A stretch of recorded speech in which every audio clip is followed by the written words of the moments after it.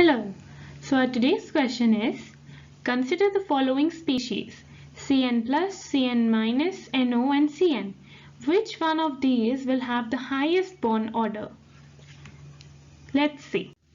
Coming to the next slide, here we see NO. So we have the orbital distribution of NO. Now let's find the bond order. So bond order is number of bonding electrons minus number of anti-bonding electrons by 2. So here if you see, for bonding electrons you've got 2 plus 2 plus 2, that's 6 plus 2, 8, and plus 2, 10. So it's 10 minus 5, 2 plus 2 and 1. So here we find the bond order as 2.5.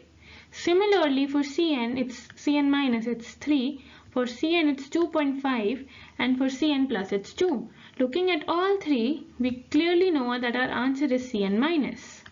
Thank you.